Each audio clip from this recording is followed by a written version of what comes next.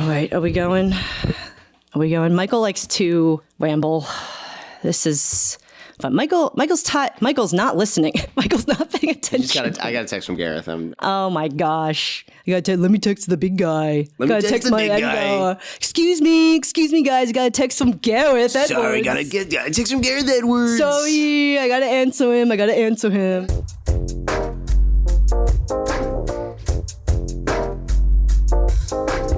Oh, welcome to Sips and Clips. My name is Lian McFalls. I think my name is Michael Schusterman. I'm a little tired.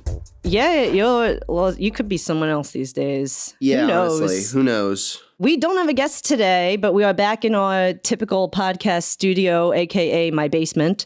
And Michael and I decided to just talk, the two of us, for some Avid tips and tricks or workflow tips and tricks. Yeah, I just thought it'd be fun. I mean, we've done episodes where we've talked about our careers and we've talked about stuff, but we've never really, I feel like we ask other people about the nitty gritty of stuff. We've never really asked each other about the nitty gritty of stuff. Yeah, this is true. You know, I feel like you can watch a million YouTube videos, obviously, about assistant editing stuff or how to do X, Y, and Z thing. But I kind of thought one of the things that constantly comes up on the show is you'll say something and I'm like, I didn't know you could do that. And you're like, how did you not know that you could do that? Or the other day you were like, if you shift mute all the tracks, they all mute or something. That was option. I think option click at all. Yeah. Yeah. How do you not? So I thought, I think you had the idea. So yeah, this idea let's just get together and chat about it. This idea kind of came about from Corey's episode. Yeah. if you're a more seasoned assistant or editor, it might be helpful or it might not. It could just be pretty boring to be yeah, I knew that. Yeah, I knew that. But for those who do not know it,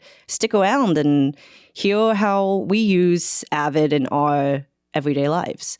But first, we have to talk about what we're sipping on. Michael, I'll let you go first. I'm sipping on a pumpkin chai almond milk latte from M Street today. This is, for the ladies and gentlemen keeping track at home and NBs out there, we are at pumpkin... Well, I feel like this is pumpkin spice. It's pumpkin chai, but it is pumpkin spice. This is latte number 5 of the season. Oh, is it? Which is actually fairly low. I'm pretty surprised. Yeah, it's only number 5. Yeah, because I think when we recorded and you were at 1, it was only about a month ago, maybe. Yeah, so I'm this is at pretty 5. shocked. I'll get those numbers up there. I feel like as the Halloween season really starts to pick up and I start seeing more pumpkin stuff everywhere, I will be more into it. But how is the pumpkin chai latte? It's actually good. Yeah, pretty decent. It's pretty decent. Yeah, I can't complain. Very sweet, like a candy bar. I feel my teeth falling out of my skull as I talk. That's the best. What are you sipping on, Lian? I'm sipping on just an iced chai latte, also from M Street. We went to M Street today, so shout out to M Street. And it's pretty good. I had a coffee this morning, so I decided to do chai lattes because my seasonal drink is usually chai tea lattes. They have chai tea latte year round. I know, but it feels more seasonal. A fall thing? Because it's that, the chai has a cinnamony, Christmassy flavor to it. What's your favorite season? My favorite season, honestly, I'm going to have to say summer, I think. Oh, Jesus, really? And it's because I can be by the pool and go to the beach. Also, I hate the cold and I hate horror movies or any kind of scary thing. So Halloween was never really my, fall and Halloween and all that. And then winter, at least in Pennsylvania, it was only nice if it snowed. But if it didn't snow, it was freezing cold. Everything was hard as a rock. The grass was dead. And you couldn't really go outside. Otherwise you'd have to bundle up so many layers to go outside and play. So I always found more of the spring, summer feel more enjoyable, which is why I'm not here. I am a hardcore winter enjoyer. I love things being cold and shitty. I think unironically, I love waking up in the morning and putting on a hoodie, but also I am somebody who I run very hot. I am if you just feel I run really hot the outside too. of my skin, it is always exceptionally warm. So being cold is always I'm like a husky. I'm like, oh my God, this is great. Just the colder the better. The summer is just so brutal for me. I never enjoy the summer. What do you set your AC? What do you set the temperature to in this apartment? At night we set to 70. 70. But during the day we keep it off. Well, if we're working, or we'll turn it up to 75. 75? Are you a fucking lizard? 75 is my perfect temperature. Oh my God. What's the highest you'll set it to? 69. What? Yeah. That is freezing. Yeah. If it's 69, I can't sleep. Like I legitimately can't sleep because I'm so cold. Oh, I can't do it. it's like my perfect temperature to sleep is like fucking icebox the room. All right. Questions for our listeners. Do you like it hot or cold? And what is the highest temperature you'd set your you're cold. You yes, then you're no. Amazing. You're zoom in and you're zoom out. Which, speaking of which, Lian, I have an Avid.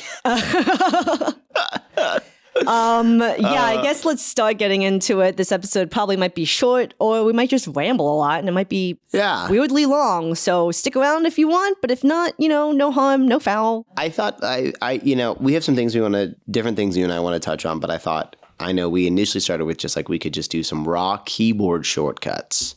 Just some things that you use like daily that are not the default, that like you learned from somebody else or something you learned, you saw somebody else doing and you've since co-opted. Also, these are shortcuts that you might not know about because they don't show up in the command palette or a pen or a menu. Yeah, or they're hidden. Mine are hidden. Map. Mine are mapped. Well, but they're not command palette. They're the thing where you have to take the menu. Yeah, you have to take a menu and assign it. That's actually one of my things. Yeah. But like if you want to enlarge your tracks, do you have that mapped or do you always No, I do Command L. But I don't know if you can map that. Can you? Oh, I have no clue. But that's what I'm saying. That's that's what this episode is going to be more about. Oh, you definitely can. You know what? No.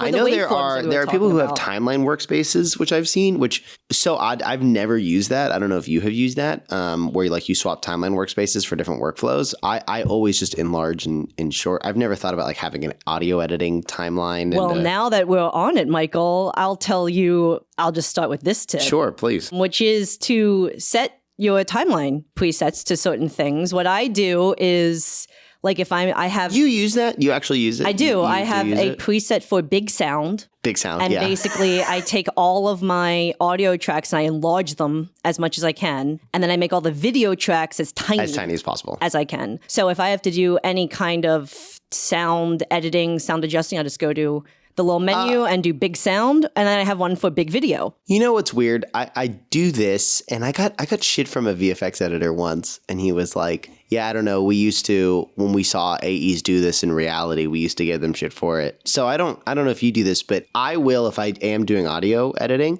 I will take my composer video, I'll take all my windows and put them off to the left, and I'll make my monitor just the timeline. Do you ever do that? Somebody was like, oh, that's like a rookie thing. And I was like, fuck you mean it's rookie? It's nice to have one giant, basically DAW that you're working on that's just like, oh, I'm only doing audio and I've got it just as large as fucking possible. As long as I have 3 monitors, I'll do that. So I'll have the record and the source monitor on one, and then right below it, I might have like the audio track window. So you still keep, I take source record, I move it off. I don't even have it on there. I'll move it off. I'll make it tiny. I'll make it the size of a postage stamp. Oh, no. Well, so I'll do that. And then on my middle monitor will be the giant timeline. Yes. And then on the third monitor is like the projects. This is if I have 3 monitors. Oh, and you're not using the third monitor as a client monitor. You're using it as an actual I have 4 monitors and there's a client monitor and also 3 computer monitors. That's like what I'll do. So, but taking up the whole window, if you can, for a timeline is also it can be pretty helpful. I was going to ask, do you have when you go into, maybe we're just going to pop around a little bit, but when you go in and use, request your equipment for a show, do you have specific equipment you request for your monitors? I'm very particular about my monitors. Really? Yeah, I'm like, I mean, in general, the actual equipment I work on, my keyboard, my mouse, blah, blah, blah. I'm very particular about it. So like I have in my monitors at home, I've like A/B tested a lot of different monitors to find out what's works for me. So like my far left monitor, which I'll post a photo of it. I can post a photo of it, but it's like the oddest looking monitor because I found it on Amazon and I was like, this was made for me. And it's like a square. Mm-hmm. Have you seen it? I've saw it, yeah. Yeah, it's like you have it vertical. Yeah, but it's meant to be vertical. It's not a horizontal monitor, and it's like the aspect ratio is really odd because it's 2 4K, like horizontal 4K monitors, but they're fused together. So it's big. This one big long, interesting, square-looking panel, and I use it just for bins. It's like because I just have a literal flurry of bins open at any given time. So it's really nice to have that monitor. And I've brought that to shows before, and like that'll be my monitor, my bin monitor. But then my main monitor always has to be 144 hertz.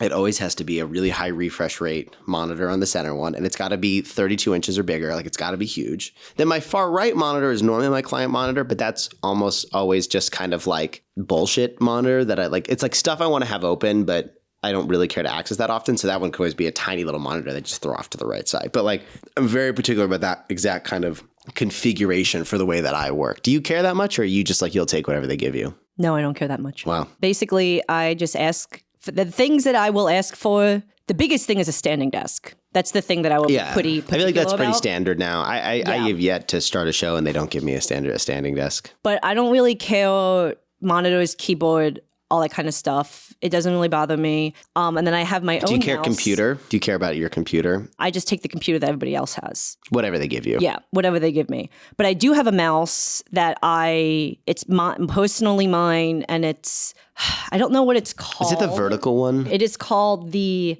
Logitech Vertical Advanced Wireless Optical Ergonomic Mouse. But basically, it's so that you can move around with your hand being vertical. Yeah, it's not yes. horizontal parallel to the which is good desk. for carpal tunnel and arthritis. And it actually, I mean, I've been using it on the show, and my arm, wrist, finger, like, they don't hurt. Usually after a while, I could feel it in my elbow or something, and it's just like, oh, my wrist is I full, normally but they on don't. shows, well, I did use a Wacom for a while. And I still have used a Wacom. The only problem with Wacom is that software, for whatever reason, is, and I will say this to people, and they're like, I've never had a problem, but every show I've ever been on, it does this. The Wacom loves to just drag shit random places. So like bins will no show do bins disappear, quote unquote, unless it's if somebody's using a Wacom. Then bins are quote unquote disappearing. And it just means that somebody tried to open Reel 3 and they dragged it into the dailies folder or something. Like, For those of you who don't know what a Wacom is, it is just a tablet. oh, with it's pen, a tablet, yeah. And you use the pen is kind of like the mouse. And it's great when it works. It's very janky. Like, the actual software that runs these things is extremely janky, and it's never been good. So My problem with the Wacom is that my fingers are like a little shaky. So if I try to do something yeah, like that happens too. even like X out of a bin, my mouse won't hit it. Yep. And it's like off by a millimeter. So I've used them before. I can use it, but it's not my preferred because I don't get to do the very nitty gritty stuff as I easily. do really like the Wacom just because I do like that it's better for your like carpal tunnel, but I do feel like I'm still looking for my perfect mouse. One of these days I'll find it, and then I'll buy 50 of them and I'll put them in a closet. Have you tried the vertical mouse? I did. I didn't like it. It's too light. Light. Yeah, the problem that I have with wireless mice in general, because like I mean, I played video games and I still play video games, right? And all of that is on a wired mouse. And I like to buy my wired mice with a bit of a heft to it, with a bit of a weight to it. So I'm so used to my mice being a little heavier. Have you tried the Logitech? Mine's pretty heavy. Yes, I have a lot. That's too light for you? Almost all of them are always too light. Really?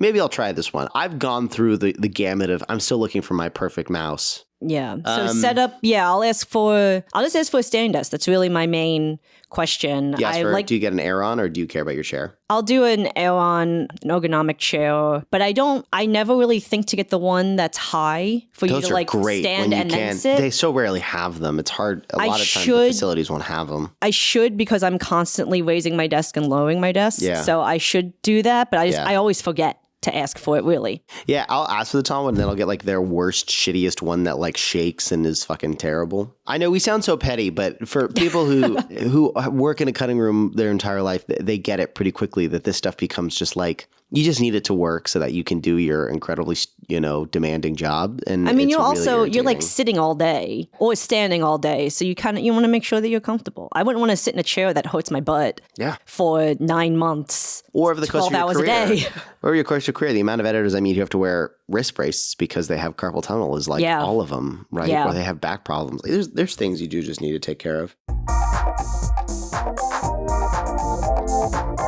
My favorite shortcut that I learned from Sarah Russell, friend of the pod, is a shortcut from Final Cut Pro 7 that I still use to this day, that I still tell people to use, and rarely do they use it. And I'm always telling people, like, this is I couldn't live without this, which is, it sounds really dumb, but this is way better than whatever it's mapped to on Avid. But for zooming in and out of the timeline, Shift X, I believe, to zoom in, Shift C to zoom out, and then Shift Z to show the entire timeline. Mine is Shift W to zoom in. Bad. But then Shift Q to zoom out. and Shift Tab to show the whole timeline. Try mine, Lian. Try mine. No, because my X and C are already you're reaching up because you're pressing Shift and then you're reaching up to hit all of those buttons. Your hand covers. Shift Tab. What are you pressing? Pinky and then your ring finger to do it? You have to express. It's an audio medium. Ugh, terrible. Terrible. Shift Z, Shift X, If you Shift have C. your pinky on the shift, yeah. your middle finger automatically rests on W, and then you just go down the line. I think it, because then my in and outs, try mine and try Lian, and then give us some feedback. tell us who's better, and I know that I am. I know that mine's correct. And then also my zoom, my in and outs are E and R. So everything's just all on the Isn't it front, all the ENR? top. I mean, it's INO and ENR. They're both mapped to ENR and INO. I use both actually, depending on where my hands are. So yes, I'll do zoom that way, and then so some of my other like keyboard shortcuts are a little weird. Like it doesn't. Is there any make of the sense, weird ones you use? but Yeah. What are the weird ones you use? One of them that I'll use is extend all the time. I never use extend, and I see people using extend because, like, you know, oftentimes, especially if you're using a show that has like a mat on the top of your timeline, and you'll cut the mat, so you just want to extend the mat to the end of the timeline. I've never gotten that to be natural to me, and I always feel like I'm gonna fuck it up, so I just never use it. I just always drag extend. So for those who don't know extend, basically, if you put a marker, an out point, whatever track is selected, and you click on extend, the audio clips are just going to go to that point. Well, video clips too. Video clip. I just meant tracks. Yeah. And whatever tracks are selected. And then if you do an in point, the tracks will go backwards. I usually use it for matting, watermarks, stuff like that if I need to. I hate using it. It just freaks me out. I always feel like I'm going to fuck it up. Yeah, well, sometimes if I like do it and I'm like, oh shoot, I had this selected, I just undo it. Yeah. Like it's highly irrational. But do you use smart tools? I feel like I find this interesting because like a lot of older editors I meet will be like, I fucking hate that smart tool thing. I actually don't know what that is. What is it? Okay, they've moved it now, but it used to be in the old version of Avid. There was that little tool bar to the left of the timeline that you had like to turn the things on and off. That was the smart tools that got at. And they called it the smart tools because that type of stuff, like the selection, I actually don't even know because when I started using Avid, that was already there. But I remember people being like, even when I was learning Avid, people were like, I fucking hate the smart tools. They added the smart tools to make it more like Premiere or whatever. But I only ever knew the smart tools. Like I never used Avid pre them. But no, it's just the ability to like turn things on and off, be able to, you know, turn on the selection, the red arrow, the yellow arrow, the roll. Like, do you use the rollers in your timeline? Yes. Like, yeah. I do use all those things because I was raised on Premiere. Like, I started there, so it's so natural for me to like add 5 frames by dragging it 5 frames, as opposed to clicking the end of a timeline, pressing, you know, +5 and then, you know, just doing it manually like that, or doing the keyboard where, you know, people will select it and they'll press the arrow key 5 times or whatever. Like I'll just drag. I'm so used to using my mouse. I'm just curious how much you use your mouse when you're actually editing or assistant editing. I do. I use those smart tools a lot. I have my shortcuts to be Shift, ASDF. So A is red, S is yellow, D is Oh, I never do that. I always just select them on and off. So I'm also using them because I'll use the arrows to move a clip, right? So if I'm clicking on a clip and I got to drag it somewhere. And then another thing that I wanted to mention, which this is pretty common, but I'm going to mention it anyway, is if you click on the clip and you hold Command, it will snap the clip to wherever you want it. And if you hold Command Shift, it will let you move it up and down, but it won't let you move it side to side. So that one I use a lot. I use both those all the time. That's just like essential. Yeah. Those are like the essential ones. But what I'll also do is like, if I have a clip selected, because when we have to make turnovers for sound, they want like a V1 EDL track. So what I'll do is I'll lasso not all the clips, but I go in sections. I lasso the clips at the top, and then I have it shortcutted to bring the clips down on my page down button.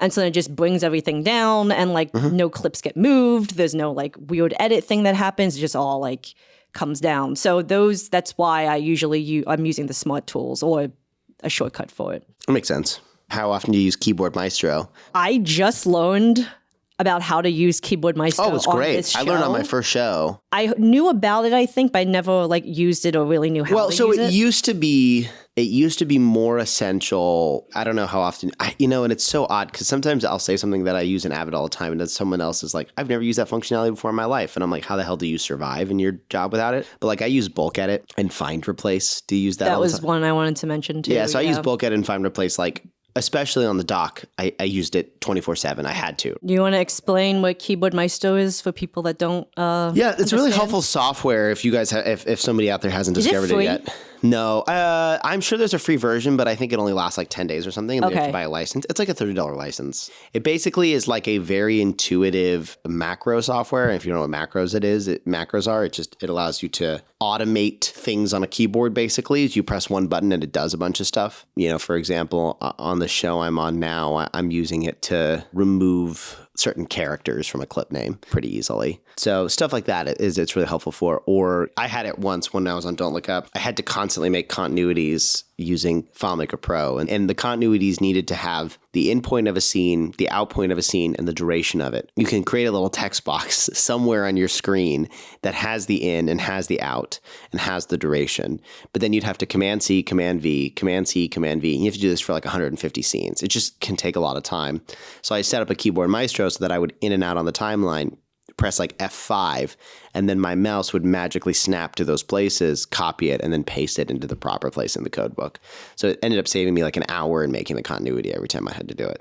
Yeah, it basically like takes a bunch of steps and makes it into one button push. Yeah, you build out all the steps in the software and then you press one button and it executes all that step. On this note, another thing, a tip I guess I wanted to mention, if you can't get Keyboard Maestro for any reason, another trick that I will do is if I have to do a set of shortcuts that are very repetitive, I will map my keyboards that they are in a row. So all you have to do kind of is just like roll your fingers over the keys and not think too much about it. You can also use Keyboard Maestro to fuck with your coworkers, which has happened to me. I had Keyboard Maestro and my old VFX editor, Andrew, set it up so that when I came back and I don't know, it was like when I exported or something, like it was looking for a certain text box. And when I did it, it started playing the the USSR national anthem. And God. It said, "Nice job, comrade," in like full 100% volume.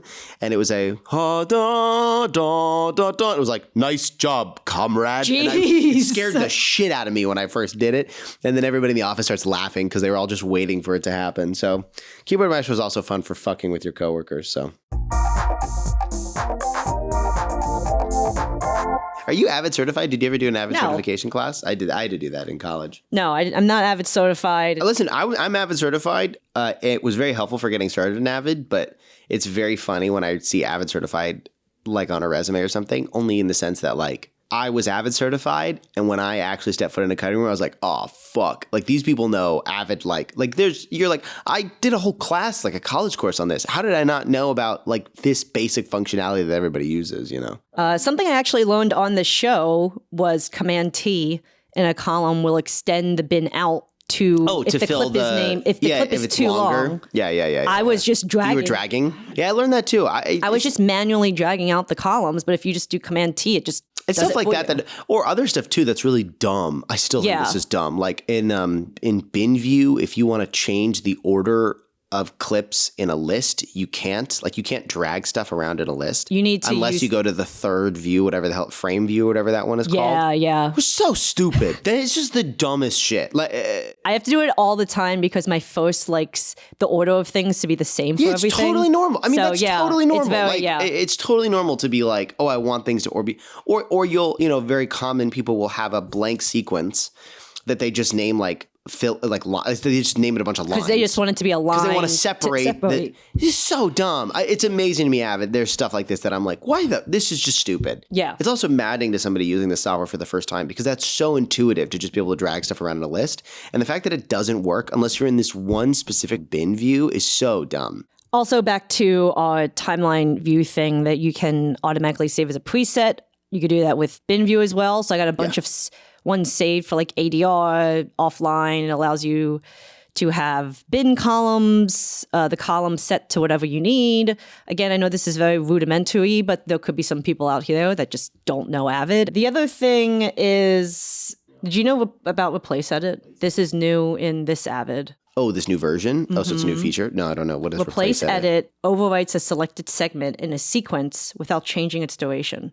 So it's essentially skipping the in-out, the 3-point editing process. What do you mean? It overwrites a... So if you have a clip in the source monitor and you want to cut it into the timeline, but you don't want to do an in and out point. Oh, it just takes the duration of whatever your timeline header is on, and it just swaps it out with the duration. Yeah. I can imagine it'd be helpful, like, if you're cutting it, but then you're overcutting it, right? So... Or it's not cutting it on top. It's overcutting. It's like it's swapping it out, right? I think so. I haven't used it enough, though, to tell you whether or not that's true. How often are you a phrase find user? Do you use phrase find a lot or no? If you like, if somebody's their version of what, or saying a word and it's not as good as you'd like it to be, do you phrase find and go find other versions of it? So actually, we're using Resolve for those. Yeah. What do you mean you're using Resolve? There's sequences in Resolve of all the scenes, and then there's a transcription tool in Resolve. So if they're looking for a specific line from the dailies, wow, they go to Resolve they'll go to Resolve, write in the word or phrase that they're looking for. Well, that makes sense. It is frustrating because like Premiere now has these amazing transcription tools where it will transcript like the entire bin full of stuff. Honestly, that makes sense to me. That's not crazy to me to imagine like a phrase. Because phrase find is kind of jank because it doesn't find stuff exactly per word. It finds stuff based off like a phonetic alphabet. So that, if you try to find like kernel, it's spelled Colonel, but the phonetic version of it is colonel. So if you're trying to find the word kernel, it's going to, you have to type in Kernel, right? Oh. That like if you wanted to find it in phrase find because it's phonetic, it's not alphabetic or whatever. Yeah, so phrase find is kind of fucky that way. That like it's good, but that also has its pros and cons because sometimes you're trying to find a certain sound. You're not trying to find a word.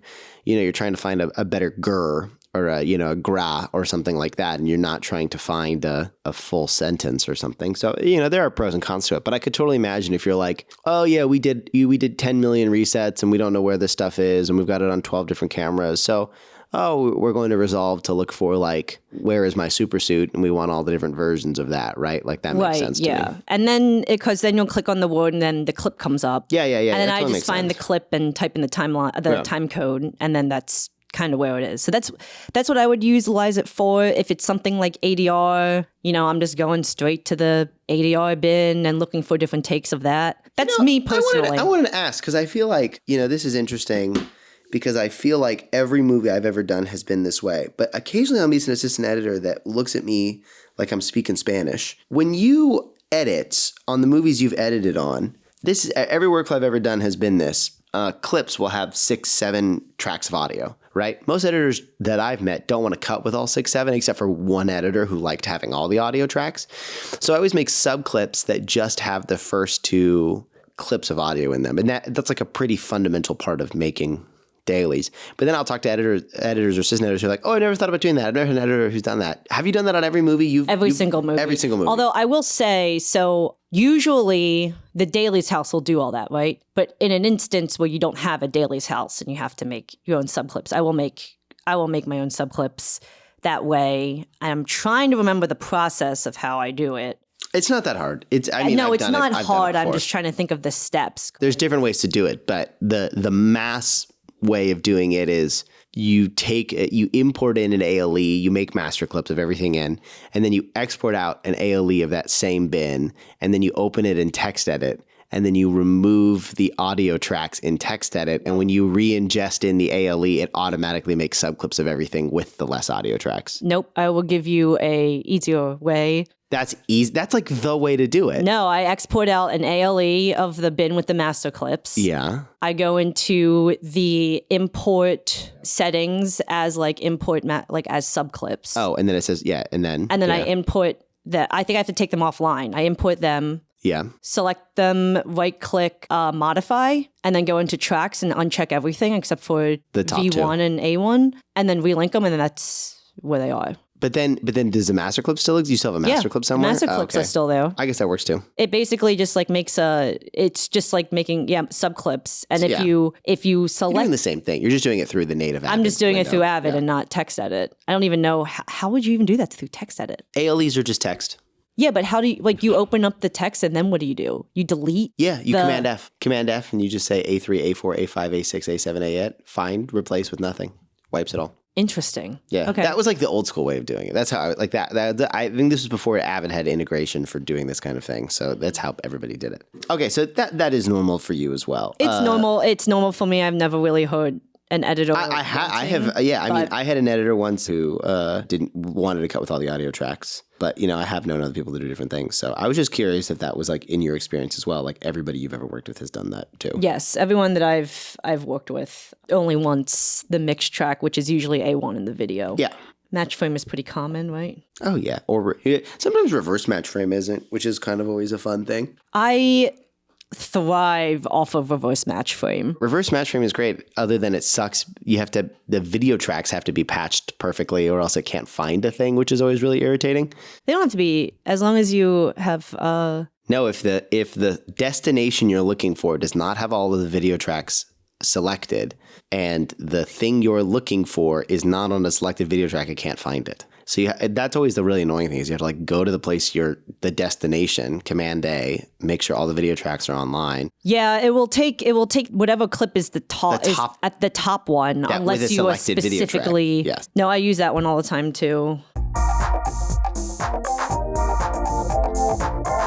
I'm curious, because it's relevant in my world right now, but what tags you put on, other tags people put on their clip names? Because there's a million of them. NG, no good. NS, no those slate. Kind of things. MOS, no sound, right? It's so funny because like the list of that can go on and on and on. Like I was going through all the ones of like what should go on there. And I was chatting with an old friend of mine being like, should I do this one? Should I do that one? And I was like, okay, yeah. So like TS, tail slate, I'll put that on there. And she went, why would you put tail slate on there? Like I've never put tail slate on in my life. And I'm like, I don't know where the list starts and ends. Like obviously NG helpful, right? Like, hey, you can ignore this clip. MOS helpful. There's no audio here. But then some of them you can get really into the weeds on like TS, tail slate, sometimes helpful to be like, where's the slate on this? Oh, it's at the end. Or like, the new one that we're doing is like, the amount of resets, you'll do X, the number of resets, right?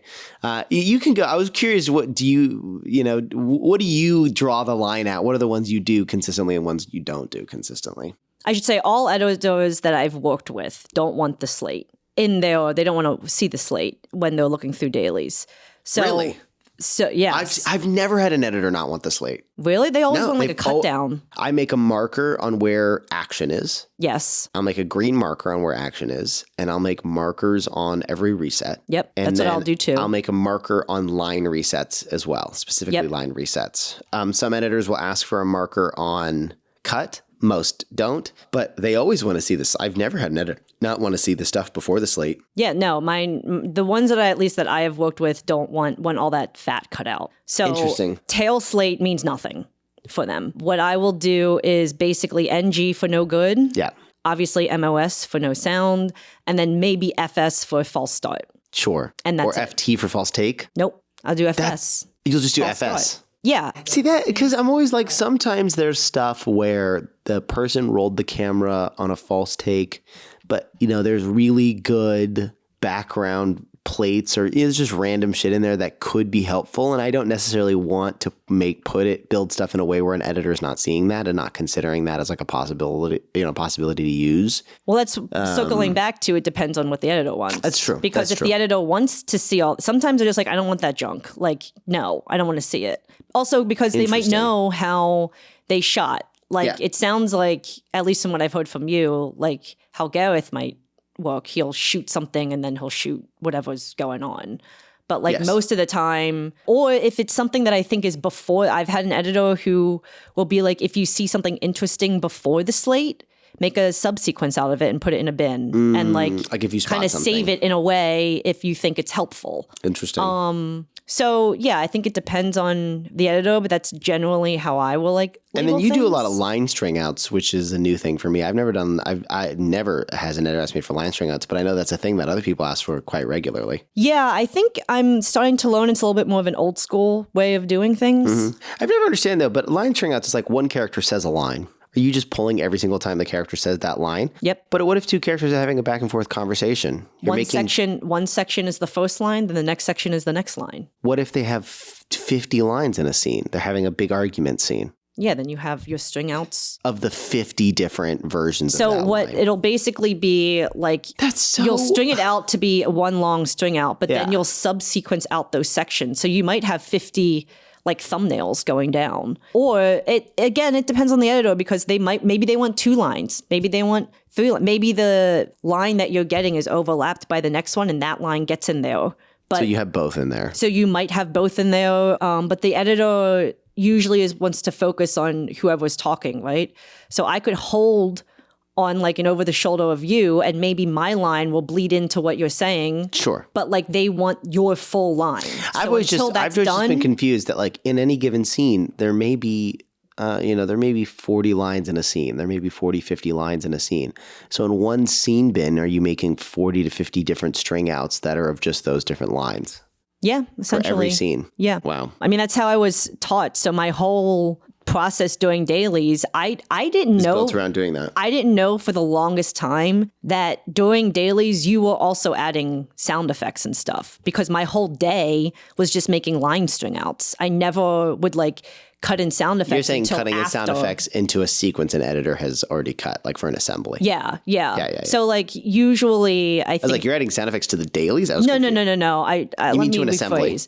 So usually when you get the dailies, you organize it the way the editor wants it, and then Yeah. they cut it, and then you might put in sound effects, and that's like one day. Yeah. But when I was taught, I was doing line string outs the entire day. Yeah. And I wouldn't do anything with sound until dailies were done. And the editor that I was working with would put in hard effects and like very light sound. But until production was done, I wasn't really doing sound work. So like for the longest time, I didn't know that that was something that people did during the dailies process. Like, oh, they cut scene 30. Now I'm done with it. Can you clean up the dialogue, clean up the sound? Like, so yeah, I didn't know that that was the process until later. Yeah, and it's always interesting because, every editor is different, and the position you're on a show is going to give you a different kind of, view into different things. And so I like on all the movies I've done, or at least from most of my career, I just did that. I just did the sound, right? Because like my first was organizing dailies, checking it all, just making sure it was all proper, setting up the bins, and then dealing with production. Hank would be cutting, right? This is really Hank movies. Hank would be cutting. Hank would finish a scene, and then Sarah and I would split that scene, or she would give it to me to be like, hey, can you clean up the sound in the scene? Can you, do a mix on it? Can you, make sure there's room tone in the background? Can you make sure blah, blah, blah, blah, blah, all that kind of stuff. So like most of my quote unquote dailies experience was just doing sound. Or visual effects too, like can you get rid of the green screen? Can you get rid of this C-stand in the background? Stuff like that. So talking about effects, how much do you love the Avid visual effects? Yeah, it's so funny because we just had this whole conversation on the last episode. So it's interesting because I didn't want to fucking hate those tools. Like most of like the green screen tool in Avid, I think is terrible. Spectromat. Yeah, Spectra. It's fucking awful. You just gotta adjust the. I shouldn't say it's off. Oh, here's the thing. It's remarkable to me that I have seen visual effects editors do unbelievable fucking work in Avid, where I go, I don't even know how the fuck you did this. And they're like, oh, well, if you nest this and jump in and put this here and composite this. I'm like, oh my God, you're using Keynote as Photoshop, right? Like you're doing something that it is not designed to do and have built it in this way to get the functionality that you want in it. It's astonishing. I will never understand it because in my mind, I'm just going to take the shot, take 48 handles on either side of it, throw it into After Effects, and I'm done in 15 minutes, right? Like it's just so much faster to do that for me. But I did a lot of After Effects like in college and high school and stuff like that. So I just know a good amount of After Effects. So on shows, I'll just be like, I've never even thought about doing it in Avid because like I didn't do visual effects in Premiere either. Like all of my visual effects went out to a compositor. I never did any of it in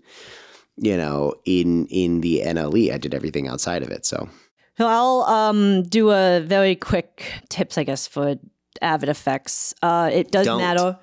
That's my tip. It does. Well, as we've mentioned, it's hard when you have to export out from Avid. You are right. You know what? I will tell you. There are many situations where it doesn't make sense to go out to After Effects. It causes more problems than it solves. I am so Team Avid versus Team Premiere, but I will say that the effects in Adobe After Effects are a lot easier than Avid. Yeah. Like I will say that. It's night and day. I mean, there's things. I know. I love Avid. Avid is amazing at so many things, and then it's dog shit at other things. A lot of people get really annoyed because they're like, you can't put two effects on one clip, but yes, you can. Yeah, you have to alt-click it. This is so dumb. This is so dumb. Shut up, Michael. Let me get through this. I know my point. I'm just trying to draw a point of like why this annoys the shit out of me. So you option drag clips on, or you can double click and step into the effect, and then it does matter the order of the effects for them to work the way that you want. And sometimes that's just like a trial and error thing. Collapse, you can if you have 10 tracks of video with all these effects, you can just collapse them and then there'll be just one track. You got to step into it to do the edits to it. This is the number one argument I get into with other assistant editors, to people listening. This is the number one thing I argue with people about. And honestly, it's not split 50-50 in the assistant editing committee. I think I'm in the minority. I'd say it's 70-30. Does your timeline not get slower? Like, timelines run badly sometimes when they're full of stuff like this, No, you always have to render it. That's always a staple. You want to hear a hot take I have that no one's ever agreed with me, but I've gotten complimented for it before, but it's also like probably the most scandalous thing I do in a cutting room. I mix dialogue, and I will mix the dialogue of a scene with the audio off. Yes, you've told me this before. This is my like number one hack that I recommend this to everybody. Nobody has ever done it, and when people see me doing it, they freak out, and I assure them that it's fine. But the way that I truly believe, and I learned this from my audio techniques professor at college, who was this big audio design mixer for years. And he said the number one issue is when you're mixing, the golden rule is to, you want to get the dialogue between, it depends on your show, but the shows I've been on -12 and -10, right? And a lot of people will listen to dialogue, try to get it to -12 and 10, but as they're mixing, they're adjusting based off of their own ears. And so you're constantly, he said, like you're a dog chasing your own tail. So you will do something correct, but in the moment it will sound wrong to you, because what happens is as you're listening to audio throughout the day, the hairs in your ear get pushed down. So things sound quieter and quieter as the day goes on and on, which is why if you ever get in your car, you're like, oh my God, I was listening to this music so loud, and you immediately turn your audio down. So it is not an accurate depiction to listen to your own ears while mixing a scene. It is like emphatically ruins your ability to mix correctly. So when you mix for the first time, you should mix everything with the audio off and rely solely on the bars. Mix everything to the bars, make it as perfect to the bars as possible, then unmute it and listen it through and adjust based off of taste that time. Do the taste adjustment at the end, not during. This is ridiculous. No, it makes total sense. It makes total. I've explained this to people. It makes total sense, and people get so mad at me. They're like, "You're mixing with the sound off?" I'm like, "Yeah," but and they go, "No, you have to listen to it." And it's, again, your ears suck. Like, everybody's ears are fucking terrible. It's like our worst goddamn organ, right? Like, in terms of perceiving the world. And there's things that are also like fucky, like really low voices register really high on decibel charts. Really high pitched voices register really low on decibel charts, even though to our human shitty organ ears, they sound the exact same. So I generally prefer to go computer brain on this and just set everything to the same level and then do a subjective pass later as opposed to whatever. And if I'm doing that throughout the whole movie, then to some extent, the movie is consistent. Even if it's too low or too hot for the editor, they can always bump up their knob. They can always make their knob louder or lower. And then we actually get it to a mix room. It gets done properly. Something that I cut out of Corey's episode, which I think is helpful for people, is my spiel about turning a stable camera into a handheld camera. So Michael has his way and I have my way. So what I do is if there is a stable shot and I want to add a handheld or shaky effect to it, I will find a shaky shot and add a 3D warp and track the shake. And then I will take that 3D warp and apply it to the stable shot and then apply the tracking, and it will track the same movement that the shaky camera has. And I think Michael has a different way of doing it. Yeah, you Go should ahead. On a segment that got cut out, but it's a good hack. So I'm gonna give Corey Frost all the credit for it. Which you should try it if you haven't done it. It's really fast. I think it's probably faster than the one that you did, the way that you just did it, which is crazy. Which is you just stabilize a handheld shot, and then that new stabilization that you made on that handheld shot, you can copy and paste it over a stick shot. So, something that's steady, and it basically takes what. Because the stabilization is doing the inverse of the handheld to make it steady. So by proxy of that, that inverse is doing handheld movement. So you can just apply that inverse to that stabilization to a steady shot, and it makes it handheld. So it's so fast. You do the same thing, except with stabilize instead of 3D warp. Instead of tracking. Yeah. It's just not using the effect palette to apply tracking points, which can get annoying or irritating. It's just dragging you basically are just putting stabilize over a filler. You just in and out on filler above the clip, apply the stabilize effect, and then you use that stabilize effect on top of your sticks or your steady. And it just makes it the handheld effect. Maybe I'll use it as well. A really quick shortcut that I didn't know was that if you do Command Option L or K, it will grow or shrink the waveforms, which Michael knew about. But I did not know about it until this show, and I was blown away. You never saw small waveforms and then giant ones and thought how to make them the same? Nope. I just thought the giant ones are hotter than the smaller ones. Yeah, this is one of the things I had to learn because I in Premiere I was always ready to use it, and then in Avid I was like, why can't I see it? And I had to Google that years ago just to find that out. I use waveforms a lot if I'm doing line string outs because I can kind of see where the line is going to stop. And then right now we have dialogue stems cut in, but we still want the dailies audio into just muted. So I'll look at the waveforms visually and make sure that they match, because the dialogue dailies clips will get all messed up. They're editing and moving stuff around. How often are you sending out for stems on your shows? You're getting a pre-mix or whatever, or a temp mix or whatever. You're sending your dialogue. Not that much. I've only done it on 2 movies. I thought it was pretty common, and then I learned that it wasn't that common. We got dialogue stems for Preview 2, and we've been using that, which was in July. Yeah. Oh, so you do it for previews, and then that's what I've done as well. That's when we get stems. That's when you do stems. Previews. Yeah. I wanted to ask how you decide on a codec for a show, because I just had to do this recently. So, and it's been randomly it's been coming up on the shows I've been working on, how you decide between all the different flavors of DNX HD. Because I, for a long time, was a very big proselytizer of just using DNX HD 36 for everything. But now I'm kind of pushing more towards using 115 is what a lot of people are using. I asked what my editor wants. Yeah, what if your editor doesn't have an opinion? They don't care. A lot of editors I ask, they won't know. They'll be like, well, what do you think? And then it always just gets punted back to me to decide. DNX 36 or DNX 115. You don't go higher? Why would you higher than 115? Yeah, you can go to 175. Because 115 is already massive. I know, it's huge. Well, now it's all weird because it's DNX XQ and all that stupid shit that I hate. But I still refer to it by the numbers because it's more precise. When you're consulted on your opinion, do you have a reason of why you would choose 36 over 115? I'd probably say 36 for a smaller project. It's going to take up less space. Yeah. The only reason I brought this up was because when I did the documentary, I did 36, but that was because we were using remote machines. So there were times where I was moving assets from that remote machine to my local machine to do work and then send it back. And I wanted those assets to be sent faster. And if they're 36, they're 1/3 the size. So that was my thought process for doing that. But on, the movie I'm going on to, we did 115 because we're going to do previews and stuff in theaters. And I was like, well, I want a higher resolution, even if it's, if the file packet sizes are going to be larger. So, there's always kind of weird trade-offs you have to make between that kind of stuff. I mean, that makes sense. If you're going to do it for previews and stuff, you might want to do it 115.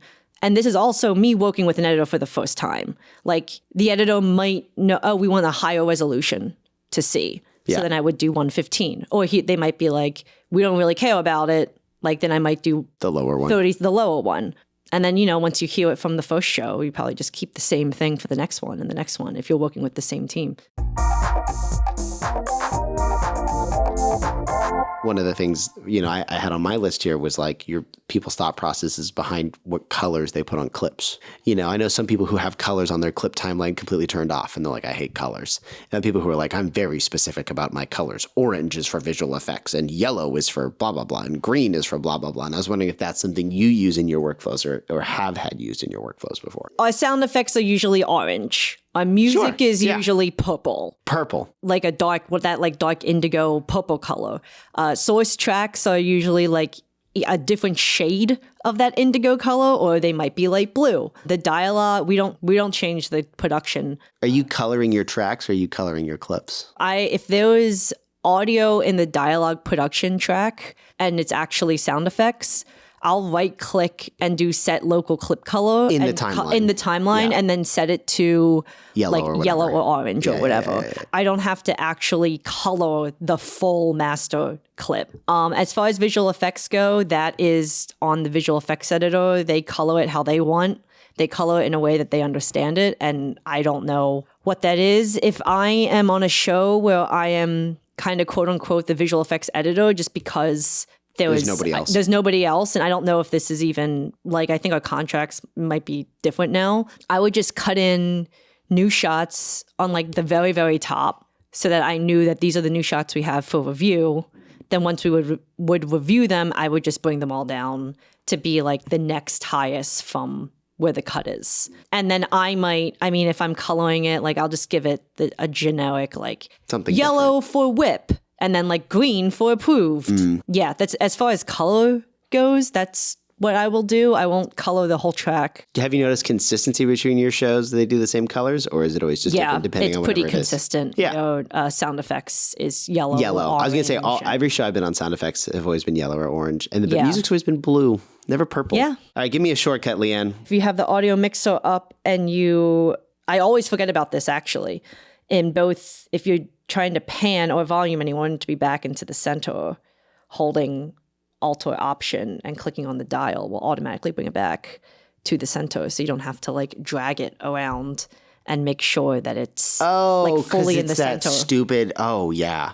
Oh my God, I forgot about that. I forget about it too all the time. So when you bring up the audio mixer, if you have to pan left and right, there's the dials for you to pan it. And if you want it to just be back in the center, you just hold Alt or Option and you click the dial it's so and it funny. automatically goes. Man, I haven't done that in so long. And I was like, last time we did that was on Don't Look Up. And that's because we got stems that needed to be panned left and right. But I haven't had to pan left and right, I think, since that movie. I haven't had to do that either because usually I'll just send guide tracks. Yeah, but exactly. I used to, when I started out, I used to have to pan it, dialogue to the left, sound effects, music to the right. Yeah. For sound people, or dialogue and sound effects to the left and music to the right. For music people, yeah. That also works for the volume too. If you want the volume to be back at 0 dB, you just alt click and it sets it back to 0.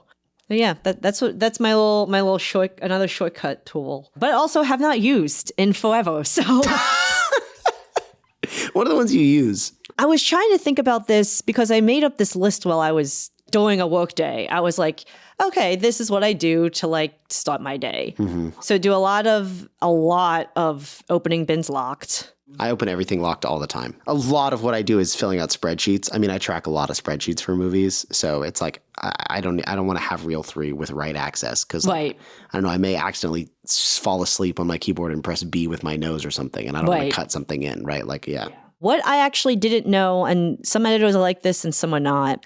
If you're working in, let's say, the reel for any reason, some editors prefer you to quote unquote leave the timeline as they left it, or have the playhead go back to the beginning. And if you just click home, which will bring the playhead to the beginning, and you close the bin, it won't save your playhead where you left it. You have to actually do something. If I would just want the playhead to be back at the beginning instead of in the middle of the reel for the editor to open it and then have it be back at the beginning, I'll move the playhead to the beginning. Oh yeah. Click in point, hit clear, and then just close it like that. Yeah. But if you just move the playhead over, it doesn't save. That's the thing that I didn't know about. You had to actually do something to make the bin be oh, there was a change here. Another thing that I know a lot of us know, but maybe some very, very, very beginners do not know, is to add 2-frame fade to get rid of audio pops. Yeah. That is That's a very weird one, actually, that consistent. like I discovered pretty late in my career, weirdly enough. I didn't discover that until Don't Look Up. I guess not late in my career, but I went all through college not knowing that as like a trick, which was really stupid. That like, oh yeah, every time you hear that noise, it's like, you just need to put a 2-frame fade on everything. You just Yeah. go, oh yeah. I didn't know that. Like literally, someone had to tell me. Yeah, same. To do that, and it's always used for like when you're smoothing out backgrounds and stuff. Just for literally, I mean, anytime my there's- timeline is filled with fades. Like the entire audio timeline is filled with 2-frame fades, literally everywhere. Yeah. And then you can also apply to all transitions. Then you can skip if you've already done. Sometimes you'll just literally mass. I'll add 100 transitions. Because I'm doing it in initial pass, like odds are I want a 2-frame fade on every single bit of audio generally. So it's easier sometimes to apply it to all of your audio clips in a scene. And then when you listen through it, listen for the mistakes and fix the mistakes than it is to go through individually and add them to each one. It's faster to fix the mistake than it is to add it to every single one. Yeah. Yeah. Got anything else, Michael? Yeah, I was going to say, I feel like... Again, this is maybe Michael's in the 30 versus 70 camp on this one. And I was thinking about this because I had to bring in hundreds of photos the other day, hundreds and hundreds of photos. And they were really high resolution TIFF files. Avid just breaks down fundamentally at like a core level when you try to do it with certain TIFF files. It cannot ingest them in a way where it doesn't cut off the top or bottom or the left or right or something. Even if you do frame flex and even if you try to readjust it, it just doesn't work, period. You can't figure it out. Basically, I came to the conclusion that these high resolution TIFF files were just too high resolution for Avid to deal with. So I ended up running it all through Adobe Bridge and then exporting it out as just a bunch of 1920. I set the base resolution to be 1920 by 1080. So all of them, no matter their resolution scale, their width got shrunk down to 1920. And then the height would be whatever it had to be for the scale of it, for the width of it to be 1920. And it just reminded me that like Avid's great. Sometimes it can't do everything. It's helpful to have other arrows in your quiver that can do things that like that, where you're just thinking about like, I need to do this thing instead of always thinking about like, how do I do this one thing in Avid? Like, what's the function for this one thing in Avid?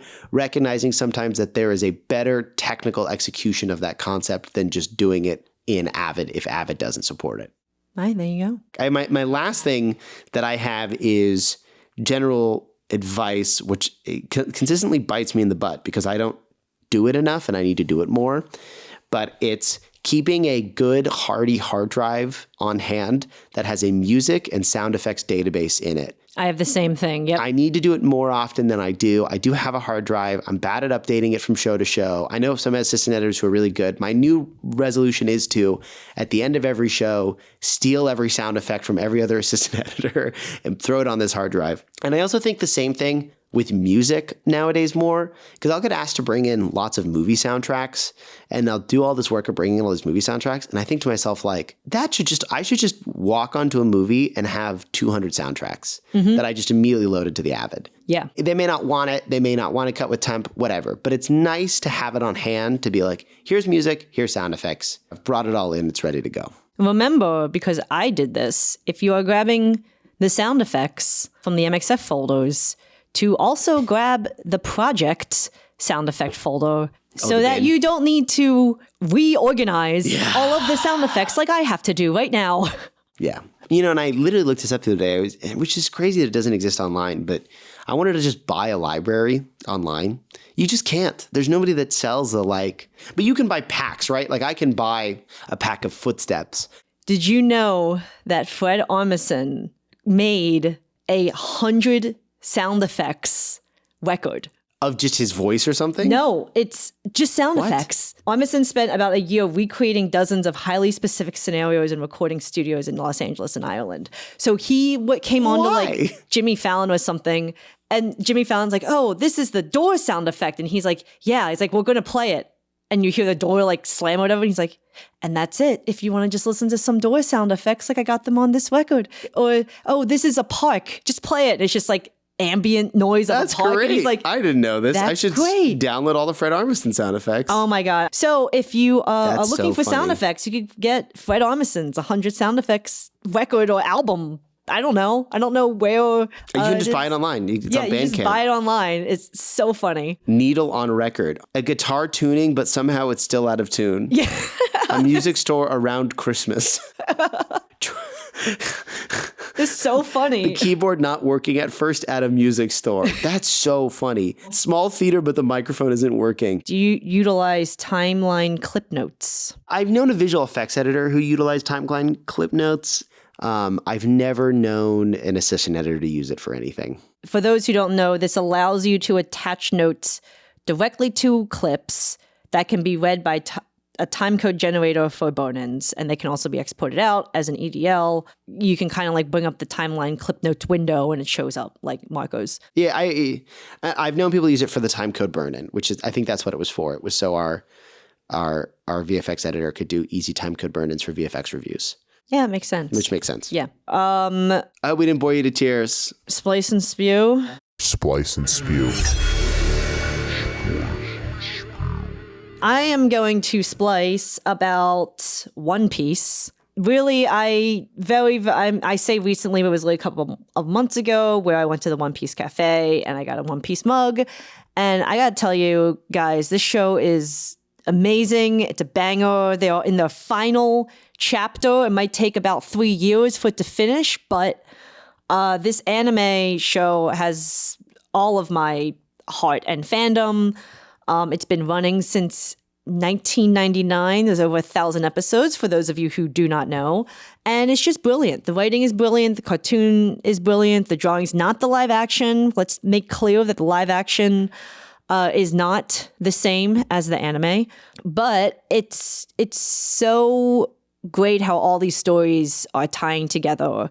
And, you know, we're going into the next island. Characters that we have not really seen since episode maybe 300, and we're in like the thousands right now. And so when you see them, you're like, oh my God, they're back. Love it. It's amazing. Everything somehow is like seamlessly connected over 1,000 episodes. Everything that happened in episode 320 might affect something that's happening in episode 900. You don't know, but that is the brilliance of this show. I implore everybody to go watch it. I finished up the entire show in 3 months, and 1 week I watched 100 episodes. It's brilliant, and they're really short. I think that's the other thing, is that it's like 15, 20 minutes per episode. So you could get through 5 real quick, real easily. And Luffy is my captain and will always be my captain. All right, I'm going to ask your permission to do a splice on politics. I'd like to splice about California Senate Bill SB 79. One of the things that I have come to fully believe, and I feel like this is fair to say as a young person living in Los Angeles, a lot of our problems in American society would be solved if we could fix the housing crisis. The housing crisis is like the number one thing that affects a lot of young people, especially in major cities, is they feel like they can't get a jump start on having kids. They can't get a jump start on having marriages. They can't do a lot of this because they don't own homes. There's a big problem with owning homes. There's a big problem with rent prices, and a big problem with a lot of these things.